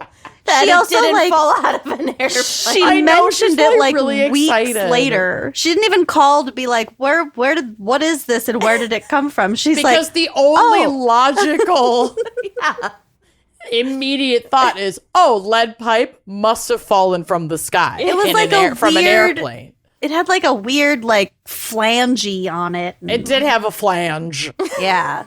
It did. It had some weird it was like kind of oily. Yeah. Okay. Yeah. All No, right. it was Probably- recently It was probably used. important to some mechanism. Well, if it was so important, why was it laying out for me to grab when I was drunk? Why were riddle those me valet that. keys just laying out? I didn't take the keys. I took the adjoining ticket so that they would struggle to get their keys. You also just grabbed a full like table setting off of that outdoor. Sure did. Shoved it in my Spanx. Shoved it in my Spanx next to an extremely warm flask of Kahlua that I was sipping from all night. Shout out to Blave Blom for Blave Blom. DDing us home that night. Yeah, we got help. Okay. Back to this horrific murder. Oh, right. I forgot why I we were was here trying for to 1 second. stay the murder. I blissfully forgot the tragedies. I know. So it's Jenoff and Daniels. They have a lead pipe, and they just brutally murder Carol, and then they flee the scene. And it's actually difficult to assess which, if any, was like the fatal blow, because it's a She was hit so many times. Yeah. Oh my God. So Fred came home sometime later to find Carol, his wife of like 30 years, on Mother the floor of his children. Of their beaten to death, all white living room. Oh, do you know that? Yes. Oh, in a pool of blood. But it's what he wanted. He paid for it. He fucking paid He for solicited it. it. The scene is just grotesque. Yeah, also, the scene is all horrifying. white living room. It's 1994. Yeah, you're right. He immediately calls 911, but Carol was pronounced dead at the scene. When detectives arrived, however, they noted that Fred had no blood on him whatsoever, something that they found unusual. Yeah, you'd like go no like blood try even to from going. Yeah, checking to see if she's alive. Exactly. weeping over Hugging her. Yeah. The lack of blood suggested that he had not bothered to touch the body, even to check for a pulse or determine whether Carol was still breathing. Yeah, that's sus. The mistress, Elaine Soncini, was questioned multiple times over the span of several months. Was she questioned because it was known that they were having an affair, or was she connected to the family in another way? There must have been something linking them as maybe phone calls. They didn't have cell phones, but like... Your case and my case are not dissimilar. There must be some way that they suspected that they were having an affair. Sure. She denied the affair for a really long time under police questioning, but she finally admitted it in December 1995. Mm-hmm. At this point, authorities were building a case against Newlander with the theory that he didn't want a divorce because it would bring his infidelity to light and harm his reputation in the community. Yeah, that'll do it. In 1998, Newlander was indicted for murder, but the case was entirely circumstantial and didn't lead to his arrest because they didn't have enough actual evidence. After 3 years. They didn't know who had actually committed the murder, like who he'd hired. They suspected. Well, and it's still the 90s, so DNA is still like, as a forensic tool, is still kind of in its infancy at that point. Yeah. They didn't leave a ton of DNA as far as I know. Either. So it's not implausible that they could have kind of gotten away with it for a while until someone is really able to connect the dots. Mm-hmm. There aren't cell phones. There's no internet like that they're using. Right. You know? Damn. He was having in-person conversations with this Genoff guy because he was doing AA meetings at the temple. Yeah, he's a pillar of the community. Right. He talks to a lot of people in the community, and everybody in the community says, that they like him. Yep. So it didn't lead to his arrest. To save face, the bereaved rabbi made a show of hiring a private detective to help him find out what had happened to his wife. But way fucking later. Who was the private detective that he hired? Carol's killer, Len Genoff. You gotta be fucking... What? He's not a private detective. Anyway. He is now. Yeah. Well, he was CIA and Mossad, so why not be a PI? I guess. Anyway, that was the link to your case. That he hired. Yeah. Got it. So finally, in 1999/early 2000, Len Genoff becomes infatuated with a reporter at the Philadelphia Inquirer named Nancy Phillips. I don't know how these two initially got connected. Likely because he had a fucking crush on this woman, Len wanted to keep her attention, so he broke down and confessed to Nancy his part in the killing of Carol Newlander. A reporter? No. A reporter for the This sounds Inquirer. like the Martin Shkreli fucking... Yeah, that document, or was it just an article? Yeah, it was some reporter that like fell in love with him or whatever and visited him in prison. Oh my God. So Nancy, the reporter, convinced Genoff to go to the police, and he eventually did, confessing and agreeing to testify against his former rabbi. And then to save his own ass, the accomplice, Daniels, also followed Genoff's lead and did like a plea deal. The subsequent trial was a sensation in the press. It was broadcast live on Court TV and had a ton of media coverage. I cannot even imagine the buzz around Cherry Hill and I don't watch enough McCore Shalom. Yeah. Yeah. Is Court We need TV to- still around? I think so. It is, but it's You not can get like on live cable, court basic proceedings cable. anymore. Oh. Boo. Well, this Somehow- was like 30 years ago. Yeah. And Somehow the trial ended in a hung jury, so the case was dismissed and then immediately refiled so they could try him again. yep. At the retrial in 2002, Fred Newlander was found guilty of conspiring to murder his wife. One element that hit him really hard, because he's also a victim here, Right. was testimony from his son, Matthew. At the first trial, Matthew's testimony was described as lukewarm. But at the second, he was just like really straight facts. Ready to, yeah. And just unemotional and not giving his dad anything, basically. And he basically like recounted some other incident that proved that his parents were fighting and that their marriage was like on the rocks and that they were arguing before she was murdered Right. and discussing divorce. So that was his contribution, his testimony. Which is motive. Yeah. That's very valuable testimony Yeah. for sure. So while the prosecutor, Jim Lynch, did seek the death penalty, you don't want like a prosecutor named Lynch, but Not great. the jury could not unanimously agree on it. They agreed on the guilty verdict unanimously, obviously, but they didn't agree on the death penalty. And so instead, they sentenced him to 30 years to life. In a bizarre interview with Barbara Walters after the after the verdict, Newlander said, quote, "You have no idea how much rage I have," Oh. and talked about his own sadness that two of his three children, Rebecca and Matthew, testified against him. Rebecca, I'm sure, talking about hearing her mom say on the phone, "It's that delivery guy and his friend." Got it. The third kid, the other son, Benjamin, didn't speak at the trial. Sure. During the second, so Newlander, Fred is pissed that his kids testified against him. Yeah, they were kind of the nail in his coffin. It's gross that inspired rage in a parent Yeah, it's really gross. of all the emotions. During the second trial, both Rebecca and Matthew denounced their father as, quote, evil, cowardly, and arrogant in court. These poor kids. They talked about the pain of not having their mother in the years ahead and called their... Well, their mother was taken from them, and now they know like the full truth about their dad. So Yeah. they've lost both parents 100%. No, it's horrific. It's so fucking awful.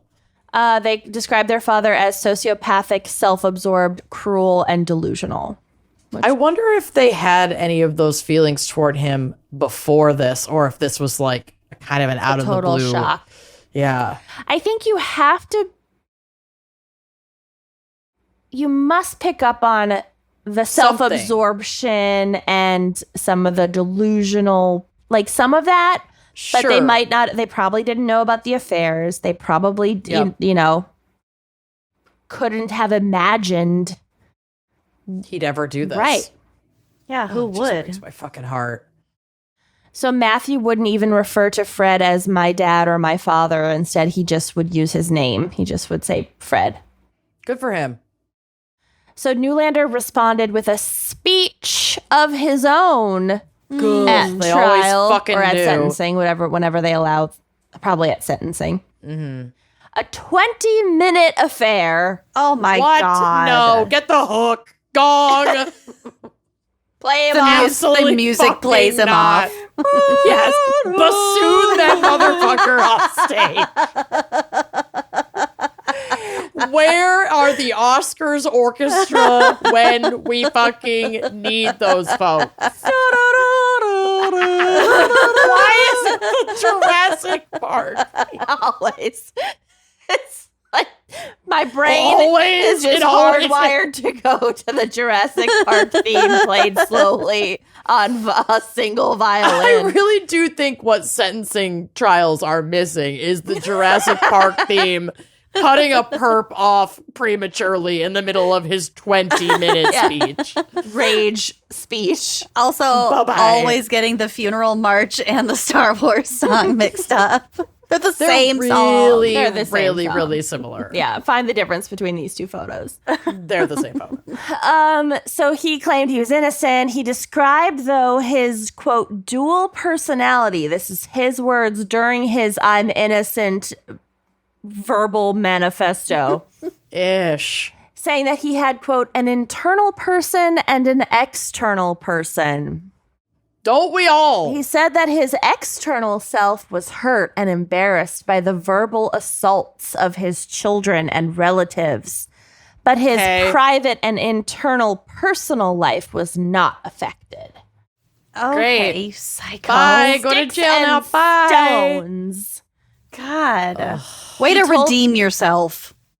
He told the judge, quote, what I need to tell you is that the internal part of me cannot be reached. We know you're a psychopath. He goes on, quote, I can't be reached. No. Sorry, I'm not home right now. Internal self is going to jail.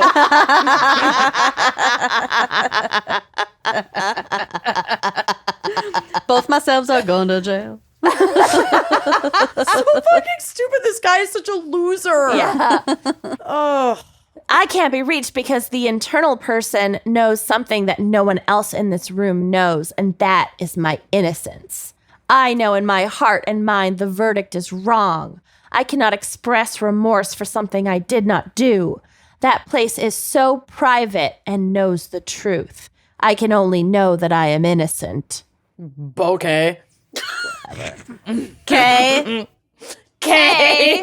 My favorite response to an annoying text. This might be the new K, which I did to what's his name? Mike Boudet. I hit Mike Boudet with the best K message of all time You years really ago. did. Anyway. Oh, good times. K. Fuck that dude. Okay. The worst. The judge had a great comeback K moment. The judge was unmoved and said, quote, you had a fair trial. Get the fuck out of here.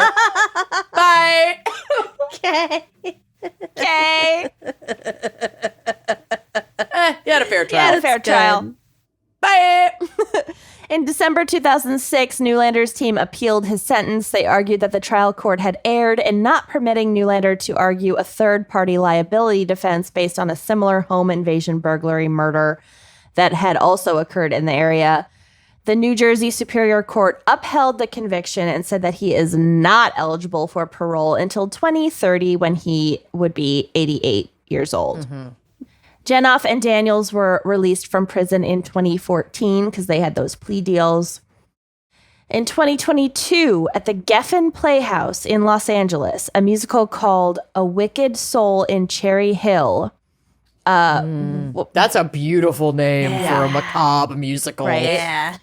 Was, this musical about this crime. It made its debut. A musical. Hey, they've got the Glen Sheen musical. Yeah. They do it all the I time. know. I just think that's so funny. Yeah. Well, we have a comedy show, but yeah. Mm-hmm. The Playhouse originally described the show as being written with, quote, humor and chutzpah on its website. But the play's description has since been changed. And that's because the kids People affected are very much still alive really and were not fans of this. No.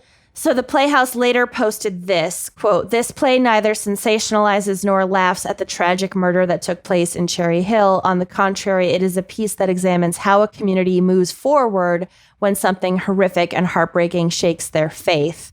And that's fine, but then don't bill it as like a zany comedy musical about the Package it a little more sensitively. bad situation. Yeah, you gotta fucking keep your shit locked up. We know. Yeah, it's a fine line to walk, but we try.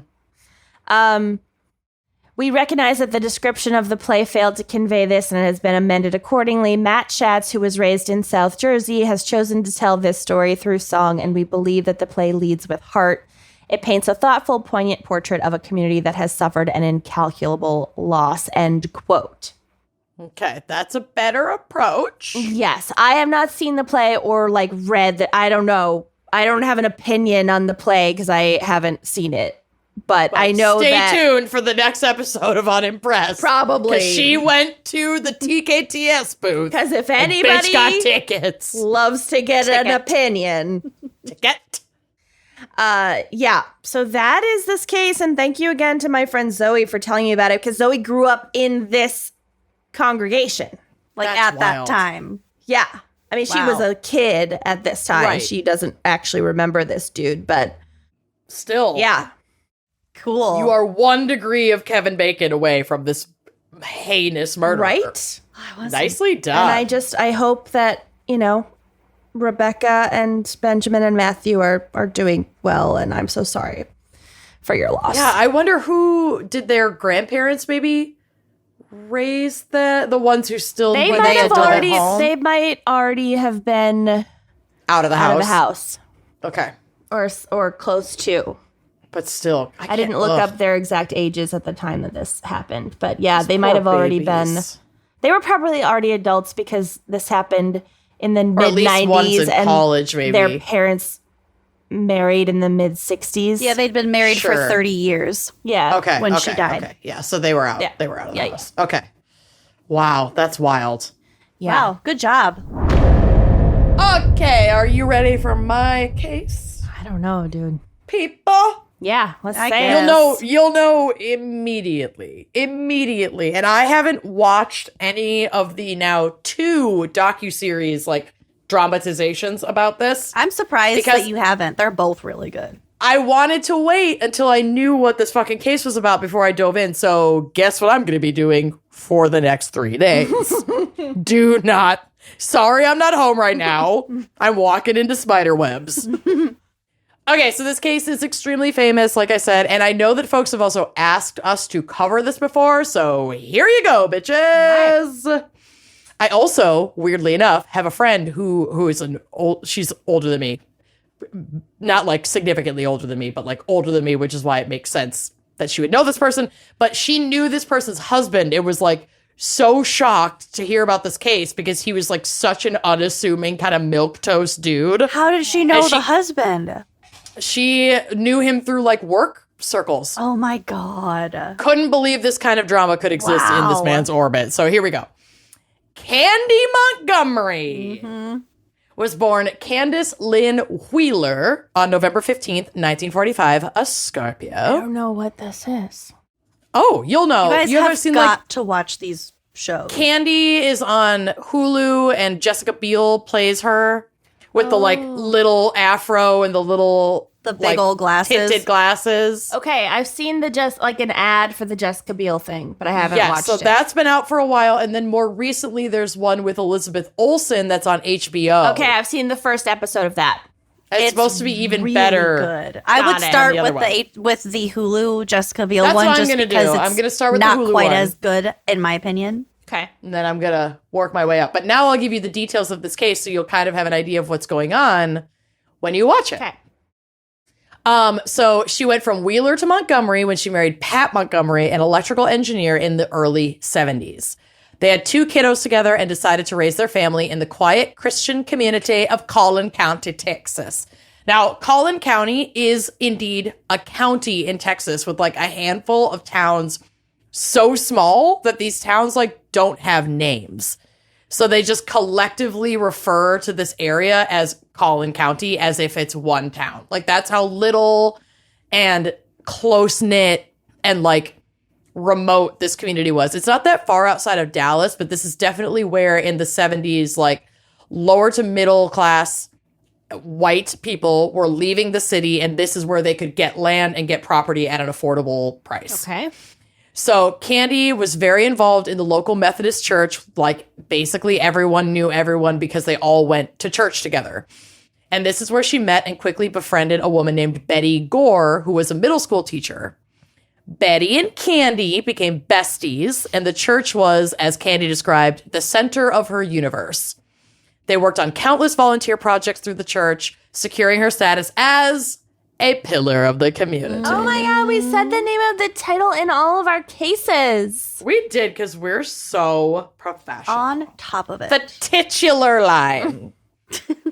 Betty and Alan were having issues in their marriage, so Alan is Betty's husband, long before Betty and Candy became besties.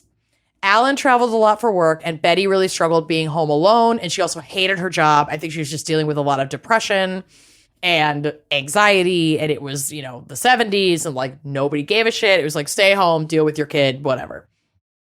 The issues were there before they had their second child, but in a classic case of, unhealed adults putting their baggage on the next generation, Betty's like, things are not going well in my life. I want another baby. Yeah. And Alan was like, I don't know about that so much, but I guess I don't, you can do it. I guess we can. How many kids did she have first? 3? One. No, she had one. Betty at this point had one child. Oh, okay. Candy had 2 kids. Okay. Betty had 1 kid and was not feeling super great in her life, not super great in her marriage, and was like, it's time for baby number 2. Fixating on that. Okay. Correct. So now Alan feels like the spark in their sex life is totally out, because the only reason, Betty was very, and I am not victim blaming Betty, I am just pointing out some details, that Betty was very fixated, as you said, on getting pregnant. And so now, sex was very scheduled. It was very rigid. The only sexual contact. Correct. The only sexual contact that Betty wanted really with Alan at all, according to Alan and some other friends, is another baby. Very rigid, very scheduled, so that she could get pregnant. And this is not the only time I've heard about that happening in my own friends' relationships. Where they're like, yeah, we're really trying, and sex is kind of a chore right now because it's all about getting pregnant. But you don't do what is about to happen just because you're going through a bit of a rough patch in your marriage. Around this time was when Candy and Pat, her husband, moved to town, and they already had their 2 kids, 2 young children. And then Candy and Alan had a fucking meet cute that could have been played by J-Lo and Matthew McConaughey. They're at a church volleyball game, because they all go to the same church, and the 2 of them are playing volleyball and literally crash into each other while going after the same, fly ball. Wow. And that This ball is a quote represents their whole freedom. Future. Freedom. From People magazine, quote, Candy thought Alan smelled sexy and began to fantasize about having an affair with him. Volleyball socks. Ugh. It does throw me off a tiny bit, the actor who plays Alan Yeah. in Because Alan and, the show. honestly, Alan, Pat, Candy, and Betty, they are not super hot people like Elizabeth Olsen and fucking Jessica Biel and these. Are you talking about white- Jesse Plemons? Yeah. In the HBO one? Kirsten Dunst's husband. He is such a weird looking person. He's a great actor, but he he's has phenomenal. a very specific look that doesn't do it for me. It's not great. So Candy thought Alan smelled sexy Ish. and began to fantasize about having an affair with him. One night after choir practice, Candy approached Alan in his car and said she'd been thinking about him a lot and wanted to know if they should act on her attraction. Candy had been wanting to escape from her boring marriage with Pat, boring Pat, and Alan literally fell. It's Pat. Yeah, it's Pat. And Alan literally fell right into her. They crashed into each other. It was So- fate. This next part is from an incredible 2-part piece on this case published by Texas Monthly. Yes. I told you I have a subscription to now. I have the great links to both publication. parts in my sources list. Please do yourself a favor. Put the baby to bed. Pour yourself a glass of wine. Get into the bathtub and read both parts. Absolutely, It is I will. Twist my rubber arm. incredibly written. I'm obsessed with it. Says, quote, for several weeks, she had been talking abstractly to friends about having an affair. Candy wanted something to shake up her very boring life with Pat. She was explicit about the kind of affair she was interested in, transcendent sex, as she put it. I want fireworks. Jesus Christ. And if you look at Alan fucking Gore, literally Al Gore, Fireworks. Fireworks. Firework blew through his hairline. That hairline is something. It's like being unzipped from his scalp. It is being unzipped. Poor bastard. Ew. So Alan initially said no, and that his wife was newly pregnant with their second baby, that it would be wrong to step out on her. But that lasted like all of 8 seconds, and the two started seeing each other on the side after Candy approached him once again post-church volleyball game when he was smelling his sexiest, when Alan walked Candy to her car. According to Texas Monthly, the conversation went a little like this. And I want to say, I love when Kenyon gives us opportunities to flex our acting chops. So who would like to play Alan and who would like to play Candy? Do you have a preference? No. I'll be Candy. Okay. All right. Take it away. Gideon, would you be interested in having an affair? I don't know what to say. Well, it's just something I've been thinking about, and I wanted to say it, so I don't have to think about it anymore. This is fucking amazing. I don't think I could, Candy. I don't think it would be a wise thing to do because I love Betty.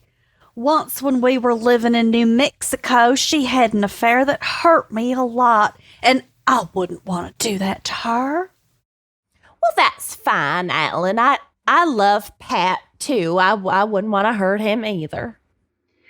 Betty just got pregnant again, too, and it would be unfair to her, especially since I don't feel the same way about you that I do about her, so I probably couldn't do something like that. Well, okay, Alan, I was just putting the option out there because of how I felt, and it's up to you to decide. I don't want to hurt your marriage. All I wanted to do was go to bed. I won't mention it again. But then later said, You know, if you don't go to bed with me pretty soon, Alan, then you'll never be able to live up to the expectation I have of you in bed. Wow. Okay, that was absolutely stunning. Okay, folks, for you, it's been no time at all. For us, it's been an entire day. I showered. I'm in a hair wrap. I showered. I still haven't brushed my hair. That's fine. Lucy's power went out right after the most exquisite dramatic reading that we have ever experienced. First, I want to acknowledge how flawless the performances were, but the Academy Award goes to Kenyon as Candy. Thank you. And it was sounded exactly like her. It was shocking. Thank you so much. Go figure, you're really good at like a Texan church lady murderer accent. I could cosplay. Oh, and as a Texan church lady. I do frequently. It's called Halloween. And Casual Tuesday. Hanging out. Or anytime we do a Texas live show. Pretty much. So we're going to finish the rest of my case, and it feels like we're finishing it long after to us, but to you, it's been no time whatsoever. This is all normal. At the end of your case, I have a tiny little update about my case. Emphasis on tiny. Ooh, okay. Uh-oh. Oh, God. Hold on to it. I can't wait. Okay, so after they have this sexually charged conversation, Alan responds to this by leaning over and kissing Candy on the mouth. Wow. Yes. Before, like, sweet scurrying out of the car. He said he couldn't do that to Betty. He said he couldn't do it to Betty, but then he kissed her and then, like, ran away, which reminds me of, like, my first kiss with my middle school boyfriend. Oh, yeah. If you don't run away, is it really a first kiss? But he thought about it all and came back to her about a week later with a phone call. So, Lucy, would you like to read for Alan? Yes. Okay. Hi, this is Alan. I have to go to McKinney tomorrow to get some tires checked on the new truck I brought up there. I wondered if you'd like to have lunch, to talk a little more about what we talked about before. So it was on. I'm really just shocked at how accurate and like frame for frame the show has been Yeah. so far. Yeah. Interesting. Okay. It's wild. So Candy was a real Rachel Leviss and was banging her new BFF's husband, who is the Sandoval in this scenario. So an affair obviously needs boundaries, and they decided that this was just for sex because they found their spouses boring as fuck. And if they started to catch feelings, they would call it off. And other boundaries on a literal pros and cons list that they made together on like big poster paper. So romantic. So romantic. Included Manic. so manic. Romantic. Trolly manic. If either one of them ever wanted to end the affair for whatever reason, it would end, no questions asked. If either one became too emotionally involved, the affair would end. Because that's always so easy to do, especially once you've become emotionally involved. Right. Yeah. Easy peasy. Right. Just turn it off like a light switch. Yep. If they ever started taking risks that shouldn't be taken, the affair would end. That's vague. Okay. Well, the affair started. That's a risk. Exactly. All expenses, food, motel rooms, and gasoline would be shared equally. Okay. They would God, need this sounds like a only- Kenyan affair. Just a list. Oh, I would have to have a this- list. Yeah, Spreadsheet. This Yeah. has Kenyan. I written don't all think over I it. have it in me to have an affair, but don't. I would definitely plan like this. Yeah. You don't have it in you, No, but you if don't. you got a TBI and changed almost Yeah. entirely, this is the part of your personality from before that would survive. Yeah. Yeah. This The would real survive. deep part It's of my strong. brain chemistry. Yeah. Real strong. They would only meet on weekdays while their spouses were at work.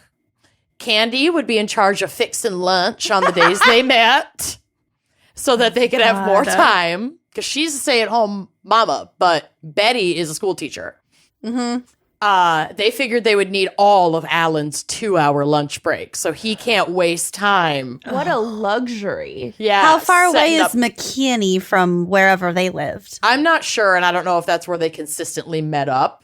But Might it's have been in an Texas. outlier trip. I think he was just like, hey, my wife already knows I'm leaving for this reason. Do you want to come with me yes. so we can figure this out? It was an opportunity. Candy would be in charge of getting the motel rooms for the same reason. She's going to plan ahead. He doesn't have time. They have to make every minute count.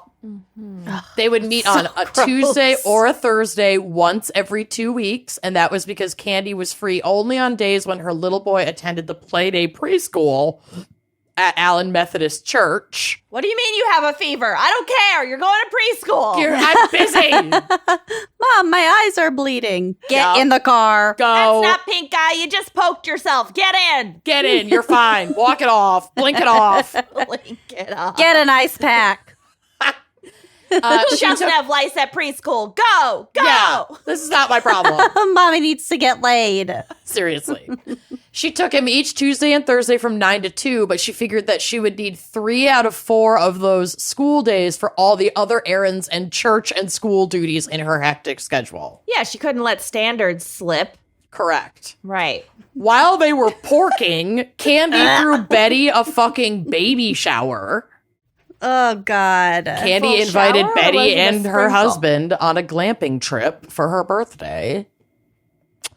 Wait, It's really? fine. No, Vanderpump Rules. Okay, Just okay. don't worry about it. Candy and Alan continued their affair for the entire pregnancy, but shortly after the baby was born in 1979, Alan decided he wanted to go all in on his marriage and his growing family and called things off with Candy. This is a totally not important detail, but it might be my favorite detail. By all means.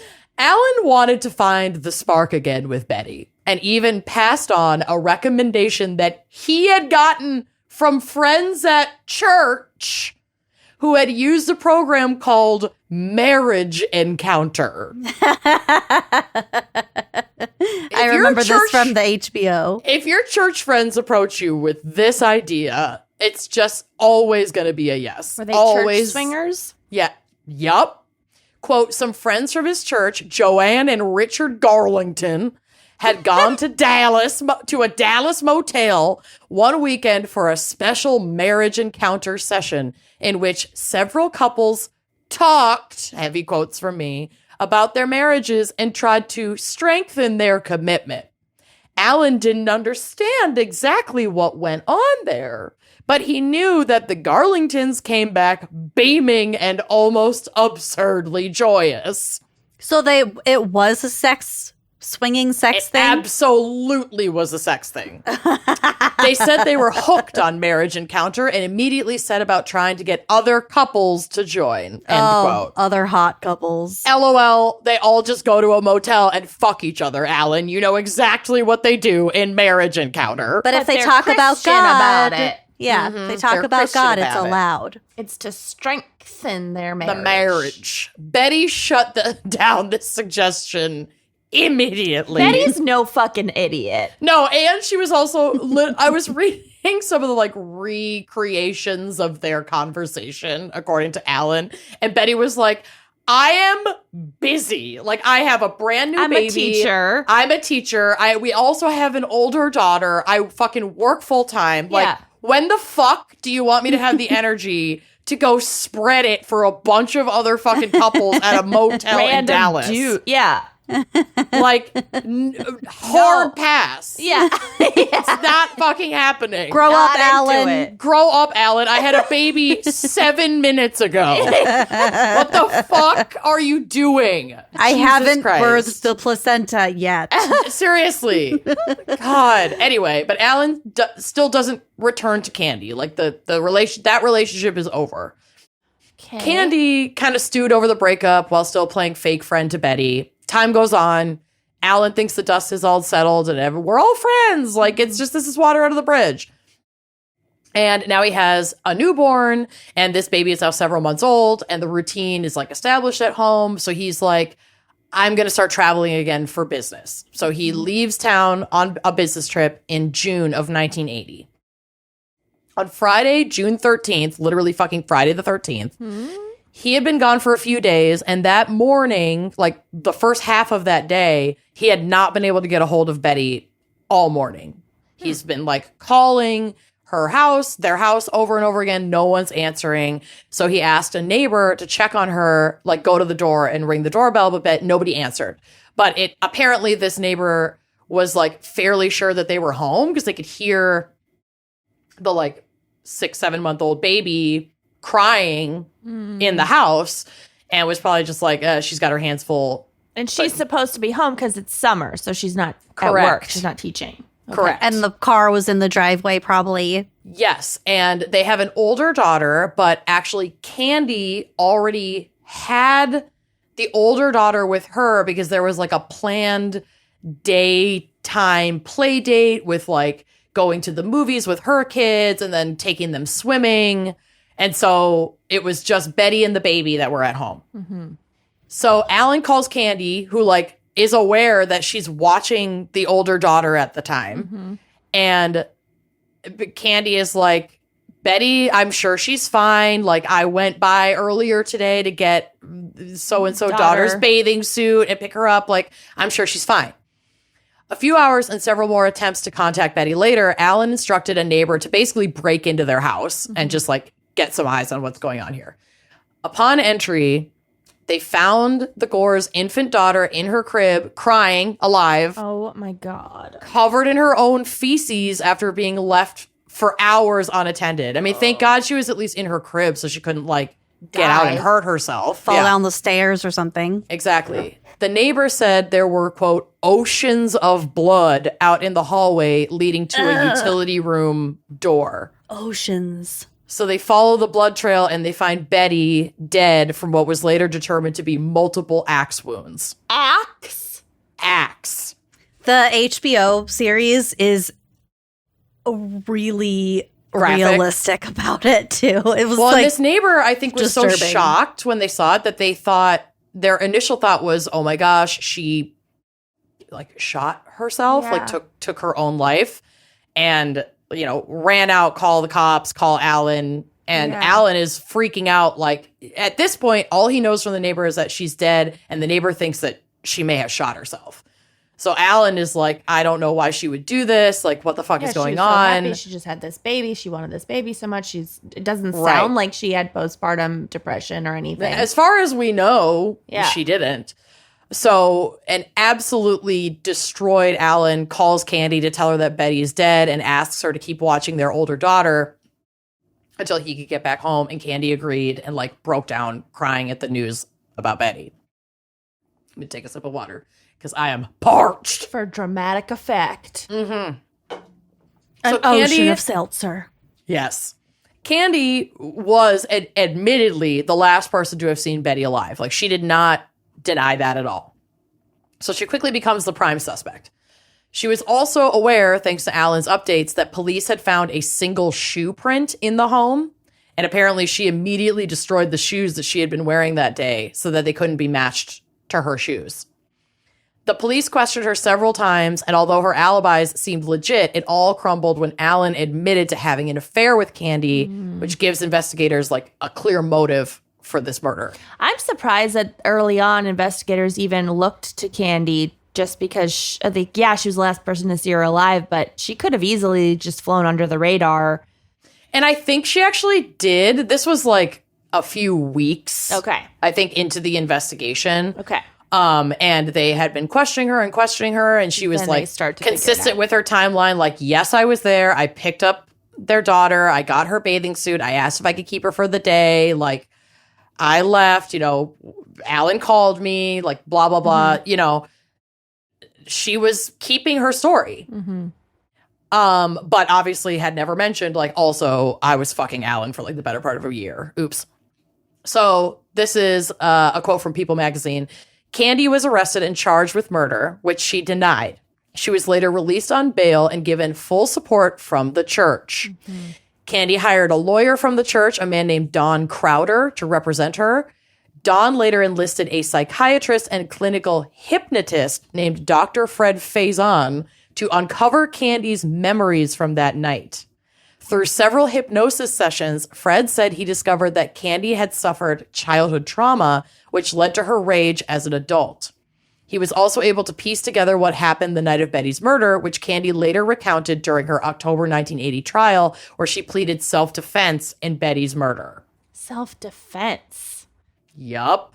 Oh, God. Okay. So here's where the self-defense thing comes in. And Candy is a complex character. she's not to be trusted.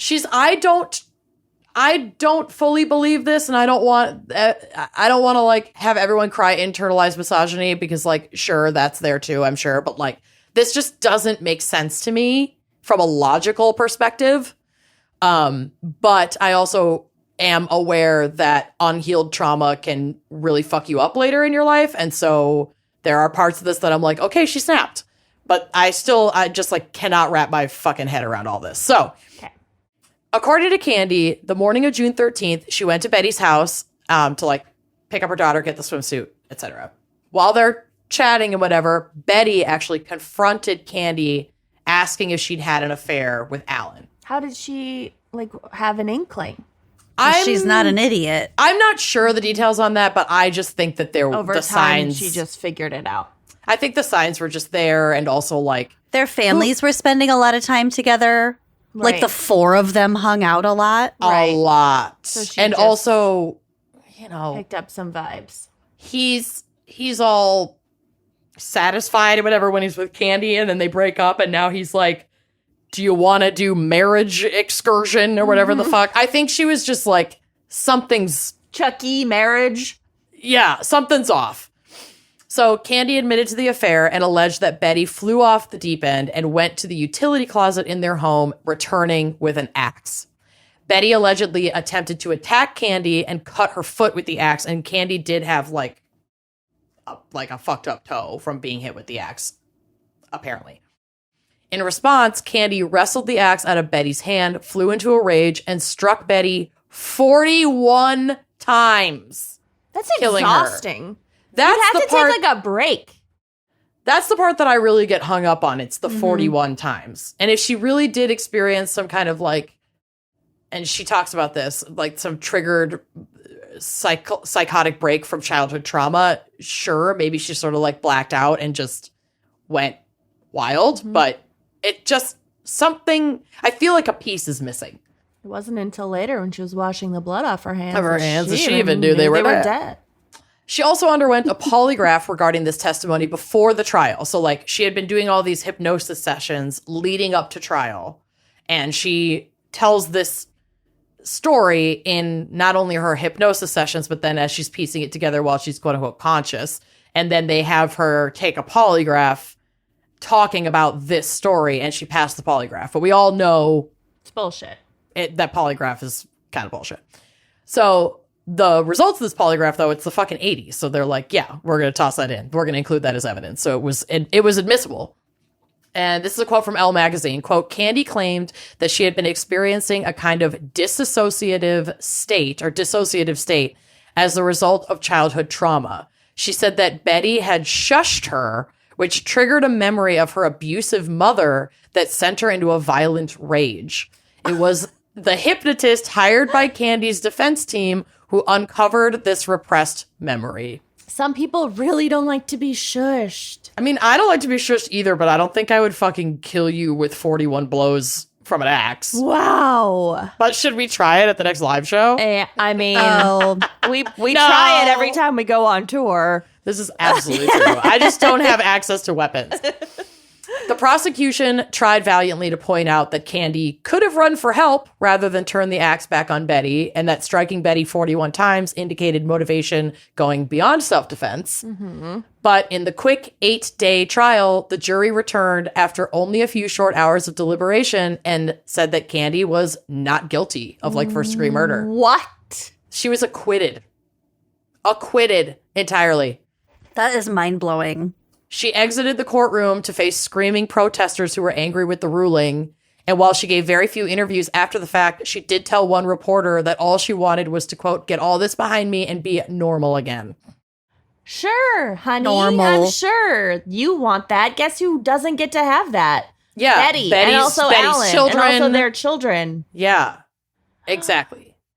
According to reports, Pat and Candy did stay together for a while, but they did leave Texas to start again in Georgia, and then I guess later divorced while they were in Georgia. Candy remains in Georgia, where she works as a mental health counselor. What?